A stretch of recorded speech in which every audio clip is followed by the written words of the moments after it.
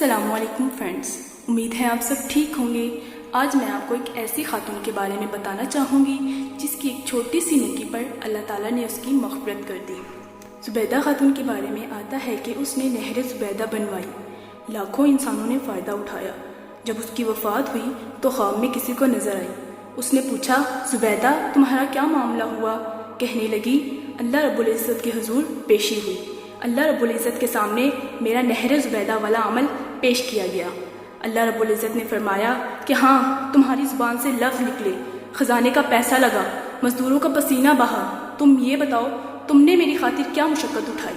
کہنے لگی، میں تو بہت ہی زیادہ ڈر گئی، خوف زدہ ہو گئی، اس لیے کہ میں شہزادی تھی اور میں تو تنکا توڑ کر دوہرا بھی نہیں کرتی تھی، میں تو کوئی مشقت والا کام کرتی ہی نہیں تھی، اور اللہ تعالیٰ کی طرف سے یہ پوچھا گیا کہ بتاؤ تم نے میری خاطر کیا کیا؟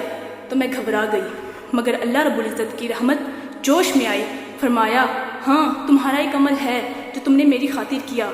کون سا عمل؟ فرمایا کہ ایک مرتبہ تمہیں بھوک لگی ہوئی تھی، کھانا کھا رہی تھی، تم نے لقمہ سالن میں ڈبویا اور اپنے منہ کی طرف لے جانے لگی تو اسی وقت ادھر سے اذان کی آواز بلند ہوئی، اللہ اکبر۔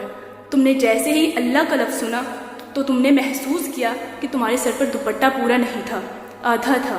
تم نے لقمے کو رکھ دیا اور میرے نام کی عظمت کی خاطر تم نے پہلے سر کو ڈھانپا اور پھر لقمہ کھایا۔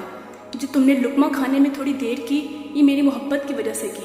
ہم نے اس عمل پر تیرے گناہوں کی مغفرت فرما دی۔ ویڈیو پسند آئے تو لائک کریں اور ہمارے یوٹیوب چینل کو سبسکرائب کریں، ساتھ میں بیل آئیکن کو بھی دبا دیں تاکہ ہر آنے والی نئی ویڈیو آپ تک بآسانی پہنچ سکے۔